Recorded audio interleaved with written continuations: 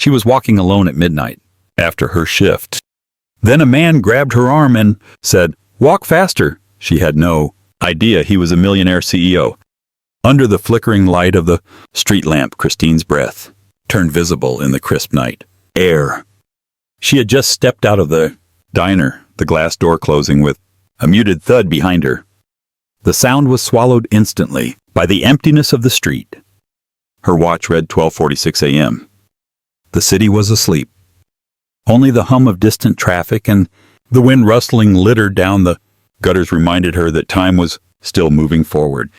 She tightened her coat and adjusted the strap of her worn canvas bag. Her sneakers scuffed softly on the damp sidewalk as she turned left into the narrow alley, a shortcut she had taken 100 times before. 7 minutes to home, she thought. She just had to make it through the alley. Then 2 blocks past the closed pharmacy, and she would be at her apartment. But something was different tonight. A low rustle, then the faint, rhythmic tap of footsteps. Christine's pulse skipped. Probably just someone else heading home, she whispered under her breath, forcing a small laugh. She was trying to outpace the unease creeping into her chest. But the footsteps didn't fade. They grew louder, steadier, matching hers. No, not matching. Mirroring, like a shadow that didn't belong to her. She slowed. So did they. She sped up. They followed unbroken. Too close. A chill licked the back of her neck. She reached into her coat pocket, her fingers brushing the edge of her phone. But before she could grab it, a hand clamped firmly around her wrist. "Let go of me," she screamed, trying to twist away, her voice sharp and panicked. But the man's grip was unwavering. His voice, low and commanding, cut through her cry. "Walk faster. Don't look back." Her heart slammed against her ribs. She could barely breathe. The man wore a dark hoodie, his head lowered, his face obscured by shadows. She couldn't make out his eyes, only the glint of city light off the edge of his jaw. His breath came short and quick, but not out of nervousness. It sounded controlled, like he was prepared, like he had done this before. "Please, please don't hurt me," she whispered, her voice cracking. He didn't respond. He didn't squeeze her wrist harder, but he didn't let go either. He started walking, dragging her with him, his steps swift and purposeful. Christine stumbled to keep pace, every muscle in her body locked between flight and terror. The alley narrowed, the darkness thickening with each step. There were no windows here, no exits, just damp brick walls, a single flickering light behind them, and a sense of dread that wrapped around Christine's throat like a noose. A new waitress missing after night shift. Body found in alleyway. Suspect unknown. The headlines flashed through her mind like a cruel joke. Her legs wanted to run, but her brain couldn't issue the command. His grip, while firm, wasn't painful. It wasn't rough. He wasn't hitting her. He wasn't yelling. But the silence was worse. He just kept walking. Why? Why wasn't he doing anything? Why hadn't he dragged her into the shadows or pulled a weapon? She tried to look at his face again, but the angle in the dark gave her nothing. Just the steady pressure of his hand on her wrist and the sound of 2 sets of feet echoing off concrete. Then a sound pierced the silence. A sharp clang like metal against stone, a bottle rolling glass, scraping pavement. It was the sound that opened a small window, breaking the spell of her fear. Christine froze, but the man gripped her tighter, whispering through clenched teeth, "Keep walking." A blur of motion appeared. Behind them, a shadow darting out from the darker end of the alley. It vanished down the street they'd just crossed. Christine gasped, turning her head just in time to see the figure disappear behind a dumpster. The man released her wrist, slightly, not fully letting go, but enough to ease the pressure. Her chest rose and fell in frantic heaves. She couldn't think, couldn't speak. But for the first time since he grabbed her, Christine felt something shift. Fear still coursed through her veins, but now it was no longer fear of the man beside her. It was fear of what might have happened if he hadn't been there. She glanced up at him again, and though she still couldn't see his face clearly, she noticed the way his shoulders had tensed. Not like a predator, but like a shield, protective, alert. And suddenly, without understanding why, Christine stopped pulling away. Her hand relaxed slightly in his grip. She kept walking. Christine followed him, her feet moving faster than her thoughts could keep up. The man didn't speak again. He didn't glance back at her. He simply walked, not dragging her, now but still holding her wrist as if he knew the second he let go, she would run. They turned 2 corners in silence. The alley widened.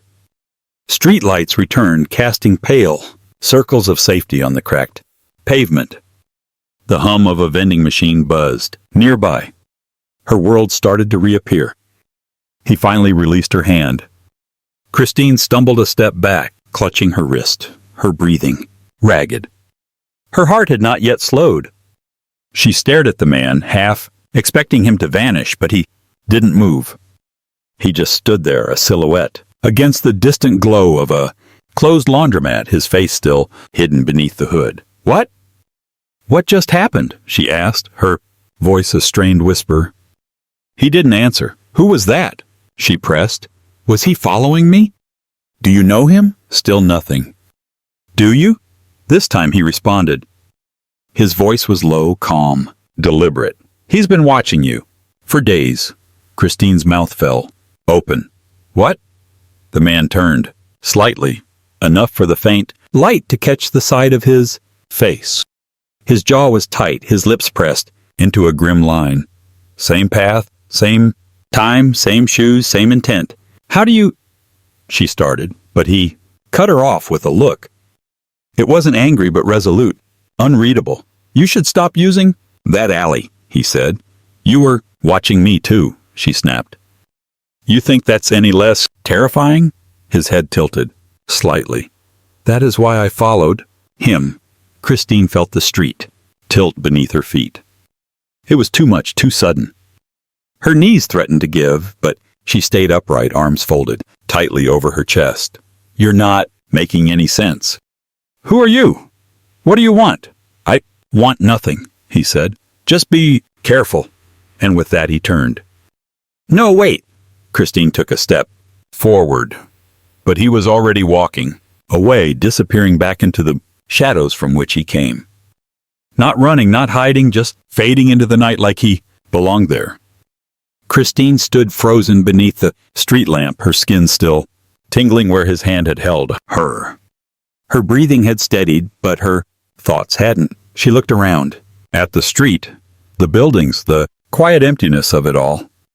For the first time in a long time, the city felt unfamiliar. She wasn't sure what had just happened. A stranger had grabbed her, pulled her through the dark, spoken in riddles, and vanished.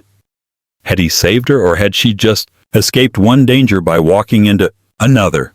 But then she remembered. The sound, the clang of metal, the figure running behind them. She remembered the way the man had placed himself slightly in front of her, his grip tightening not to control but to protect. She remembered the resolve in his voice when he said, "He was closer than I thought." He had been watching, but not her. Not really. Christine stood there for a long time, her pulse slowly returning to normal. She rubbed her wrist and turned toward home, her eyes flicking to every shadow, every doorway. When she reached the corner of her street, she paused and glanced back. Down the alley. It was empty, but she couldn't shake the feeling that someone was still watching. She walked the rest of the way in silence. Christine sat across from the police officer, her hands gripping the edge of the metal chair as she recounted every detail she could remember. The narrow alley, the shadow behind, her, the man who grabbed her, and the one who ran. The officer listened, nodding, occasionally typing without much expression. "There's no footage," he finally said. "No cameras in that alley, no witnesses." "You said the man who helped you never gave a name." She shook her head. Well, we'll file a report, but without more, there's not much we can do. If someone follows you again, call immediately. Don't confront them. Christine left the station feeling worse than when she arrived. At work, things weren't any better. Her co-worker Beth leaned in as Christine wiped down a counter. Are you okay? You look like you've seen a ghost. Christine hesitated. I think someone tried to follow me home the other night. Beth raised an eyebrow. You think? Or are you just feeling paranoid? You've been working late too much. I'm serious, Christine said. Someone was there. 2 people, actually. One of them. I don't know what he was. He grabbed me, but then he might have saved me. Beth's smirk faltered. Saved you? Christine nodded. He said I was being watched, that someone had been following me. And you believed him? I don't know. Beth gave her a long look. Be careful, Christine. Sounds like he's the one you should be afraid of. But Christine couldn't stop thinking about it. She couldn't stop feeling it. There were subtle things. The sound of footsteps behind her that disappeared the second she turned around. The reflection of eyes in a dark window. A car idling just a little too long across the street from her apartment. She changed her route home. She walked in well-lit areas, took the long way, avoided the alley completely. She started leaving work earlier, double-checking that no one was behind her. She began locking her door twice, even during the day. The worst part wasn't the fear. It was the doubt, the gnawing, aching uncertainty. Had she imagined it all? Was her mind playing tricks on her, or was someone still watching? One night, as she exited the pharmacy with a bag of groceries, she saw him again. The man. He stood near a closed bus stop, under a rusted shelter, arms folded, hood up. He didn't move, just stood there, like a statue from a dream. Her heart pounded, but this time, she didn't run. She crossed the street and walked straight toward him. He didn't flinch. You, she said, stopping a few feet away. Why do you keep showing up? He didn't respond. You followed me. You grabbed me. You said someone was after me, then you disappeared. Who are you? He stared straight ahead, his voice low. It's not important. Not important? Christine stepped closer. Are you some kind of self-appointed guardian? You think you're helping people? He remained silent. Or maybe you're hiding something, she continued, her anger rising. Maybe you're not the hero. Maybe you're the one I should be afraid of. You're always there, always watching. What are you really trying to do? He finally looked at her. And then he sat down on the bench behind him, as if her words had taken the strength out of his legs. His shoulders slumped, his eyes suddenly not dark, but hollow. I'm not a hero, he said quietly. I'm just a terrible brother. Christine's breath caught. She wasn't expecting that. He didn't look at her. He stared at the ground, hands clasped between his knees. Christine's anger drained slowly from her chest, replaced with something else, something heavier and sadder. She stood there for a long time, unsure of what to say. Then quietly she sat down beside him. He didn't move away. Neither of them spoke. The city hummed faintly in the background, and in that moment, 2 strangers bound by shadows and silence sat shoulder to shoulder beneath a flickering street lamp. They started meeting again, not by chance this time, but by quiet, unspoken agreement. No plans were made, yet somehow their paths aligned under the same streetlights. At first it was brief. A nod from across the street, a silent walk to the next corner. But it became more. They would walk together late in the evening, sometimes through familiar blocks, sometimes to new places Christine had never noticed before. He showed her the soup kitchen, where he occasionally volunteered. She brought extra food from the diner and handed it out to the same homeless man who always waited near the park bench. They never talked about what had happened, not directly. Instead, they let the silence between them grow softer, not heavier. Christine found herself listening, more even when no words were spoken. And Liam, though he rarely said much, began looking her in the eye, more often as if searching for something or maybe letting something go. One evening they sat on the wide, stone steps of an old library long, closed for renovation. The air was cool, autumn sneaking in at the edges of summer.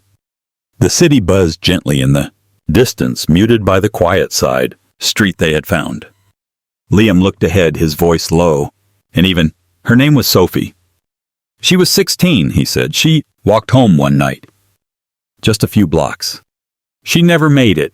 No one helped her. No one called. They all heard her screaming, but they just shut their windows. Silence. Christine turned to him.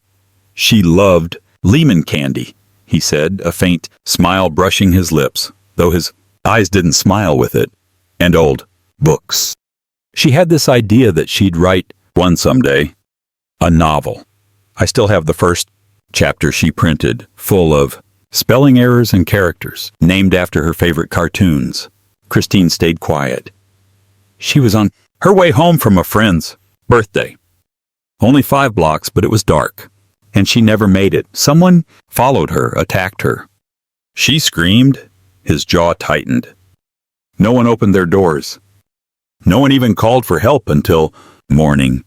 I'm so sorry, Christine said softly. I was supposed to pick her up, he whispered, but I forgot.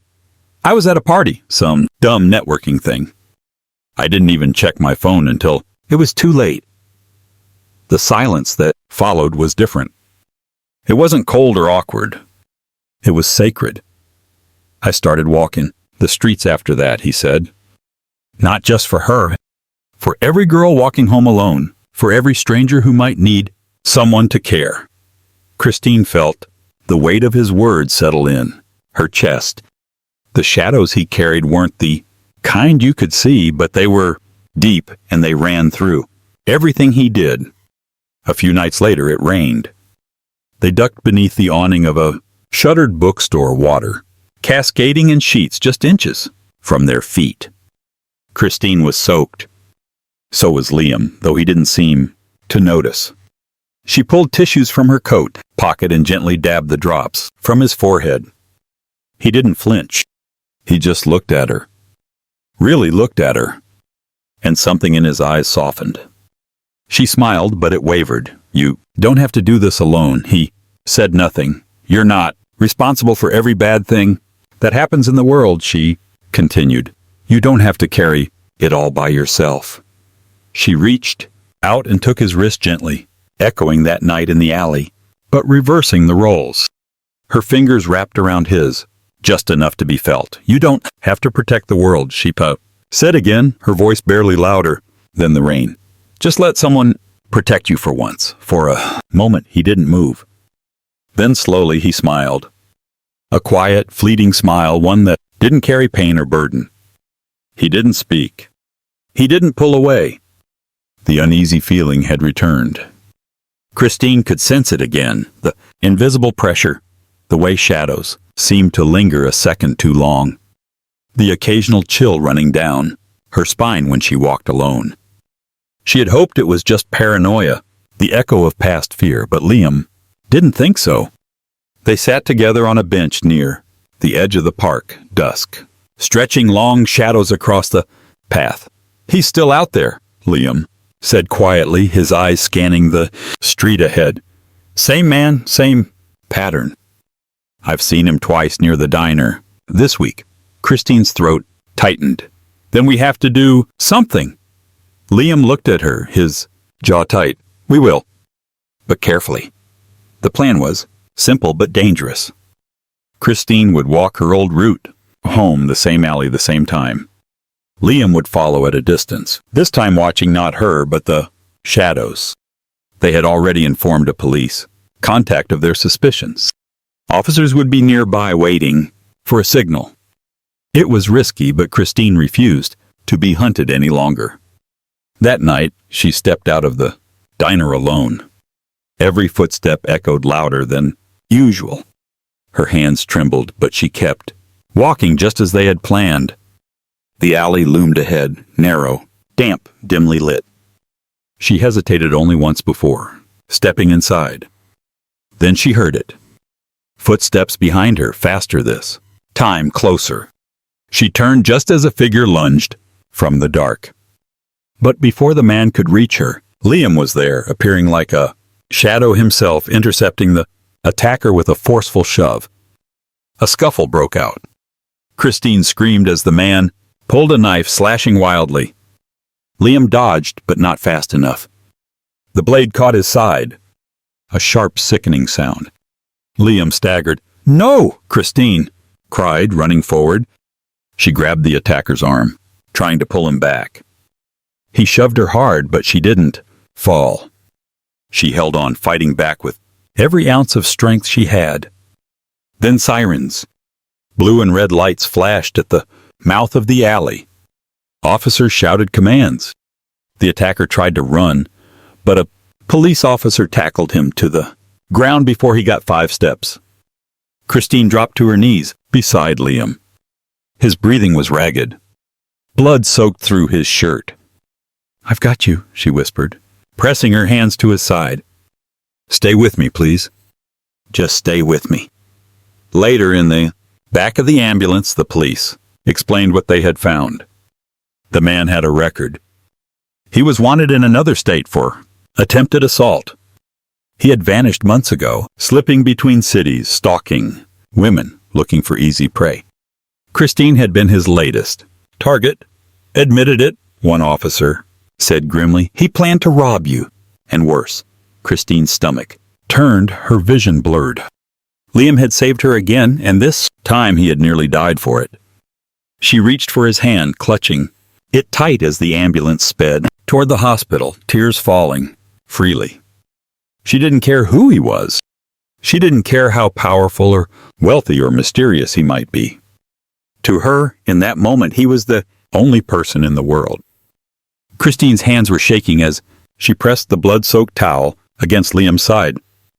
He was slumped against her in the back seat of the cab, unconscious, his lips pale, his breath shallow. Her voice trembled as she shouted at the driver to go faster, her mind barely able to form coherent thoughts.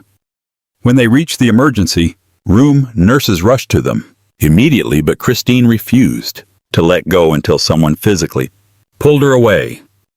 Her fingers were stiff with dried blood, her pulse thudding in her ears as they wheeled Liam out of sight behind double doors. A nurse returned with a clipboard. "We need his full name and any medical history if you know it." Christine blinked. "His name is Liam." "That's all I know," the nurse frowned. "Last name?" I don't." She hesitated, reaching for her phone, searching desperately for anything that might help. That was when a doctor appeared, reading the intake chart and murmuring, "Liam Carter." Christine froze. She knew that name. Everyone did. Liam Carter, tech mogul, reclusive, billionaire, founder of Carter Tech. A philanthropist who avoided cameras, refused interviews, and built a tech empire while staying completely out of the public spotlight. And he had been walking her home at midnight, bandaging strangers' wounds, handing out food, dragging her from alleys, and now bleeding into her lap. Her breath caught in her throat. "It's him," she whispered as the world tilted under her feet. "Yes," the nurse replied gently. "Do you want to be listed as his emergency contact?" Christine nodded without thinking. The hours passed in blurs. She sat in a hard plastic chair, her fingers wrapped around the hem of her coat, replaying everything. The rain, the walks, his stories, his silence, his pain. Why would a man like him choose this life? Why her? She was just a waitress. He was. But the blood on her hands wasn't wealth. It wasn't power. It was sacrifice. And that answered the question she kept asking herself. She loved him. By morning, the doctors allowed her in.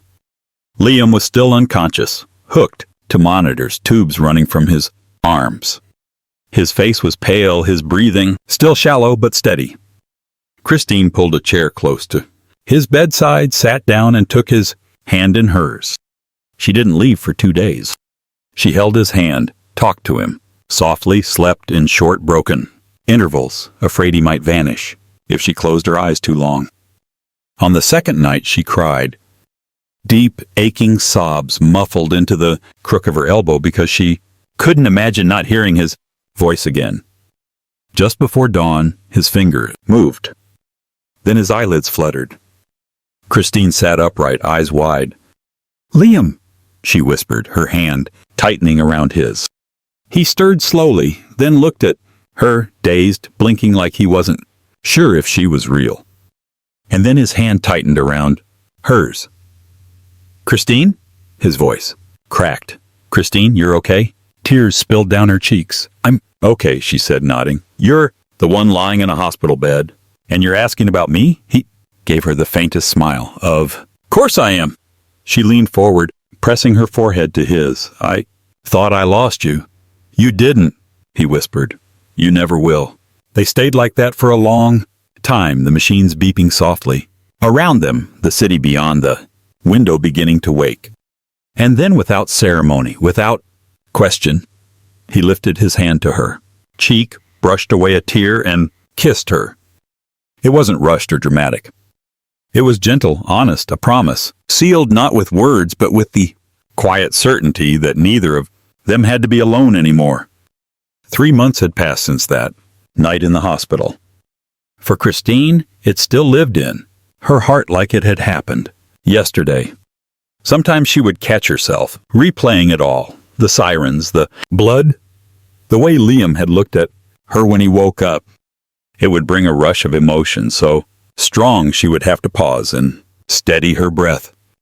That night had marked the end of fear, of loneliness, and of wondering whether someone like her would ever find something as pure and powerful as love. A new season had begun, not just on the calendar, but in her life. The shadows that once lingered at the edges of her world had given way to soft light and quiet certainty. Gone were the sleepless nights and the dark alleys that haunted her. Gone was the quiet ache of always walking home alone. Now she moved through her days with purpose, clarity, and the deep comfort of knowing that she no longer had to face the world on her own. Christine now worked as Liam's personal assistant at Carter Tech. It was a leap from the diner where she'd spent years memorizing regulars, orders, and juggling triple shifts, but she adapted quickly. The corporate world was fast and polished, but she brought her steady rhythm and warmth into every task. She didn't try to impress with flashy words or designer clothes. She came as herself, and that authenticity shone brighter than anything else. Colleagues warmed to her immediately. She made an effort to learn everyone's name, remembered birthdays, and never dismissed anyone's ideas. Her reputation wasn't built on being the CEO's girlfriend.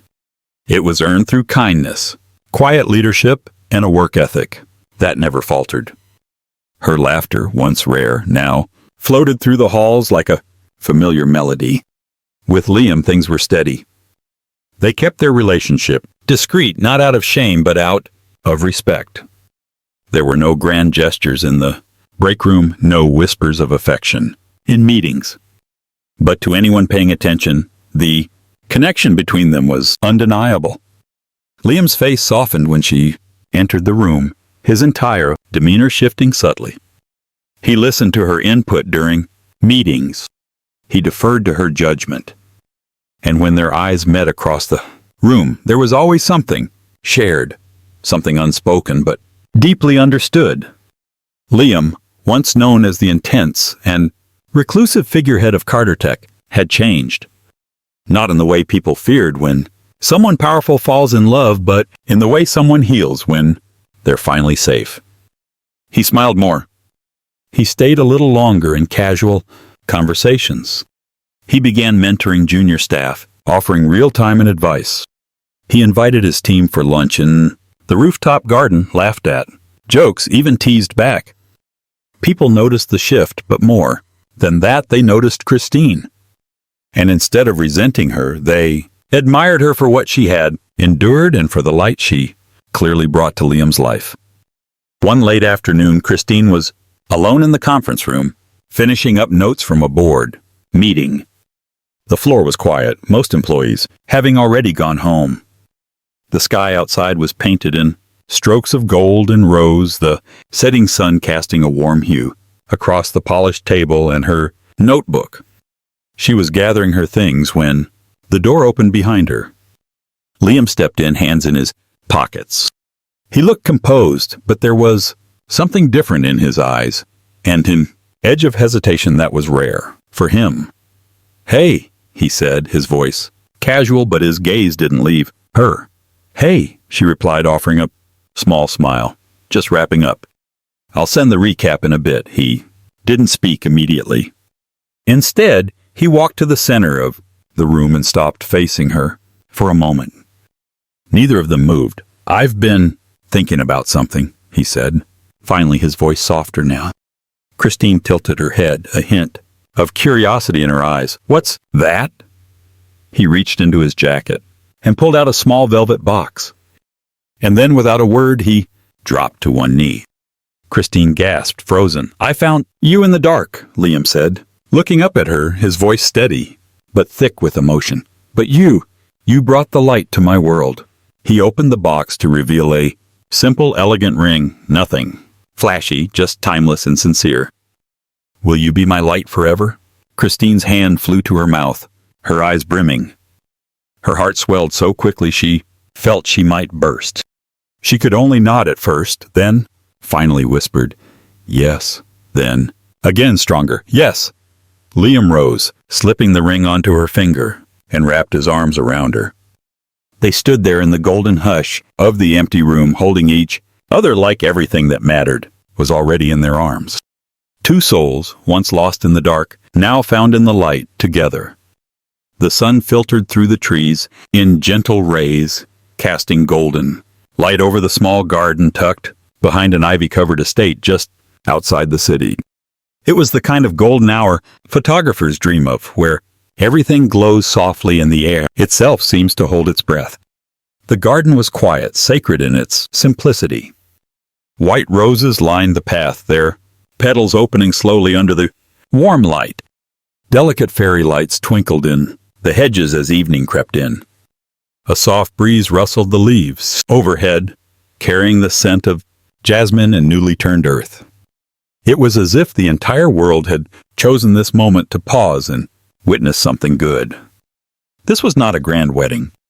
There were no headlines, no flashing bulbs, no designer gowns for magazines to critique. This wasn't a spectacle. It was a promise, quiet, intimate, and deeply human. There were only the people who truly mattered, and in their eyes, this moment sparkled brighter than any ballroom. Christine stood beneath a simple arch woven with wildflowers, her hand resting in Liam's. Her dress shimmered with soft, silver threads catching the light with every subtle movement. It was elegant but unpretentious, just like her. Her golden hair fell in soft wave over her shoulders, kissed by the sun and brushed by the breeze.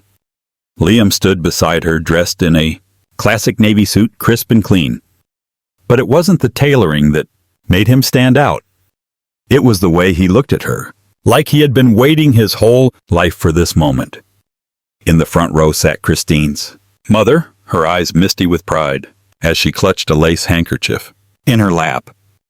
Next to her were colleagues from Carter Tech, some in suits, others more casually dressed, all smiling warmly. Many of them glanced at Liam with quiet awe. This was the man they worked with, daily, now revealed in a light few had ever seen.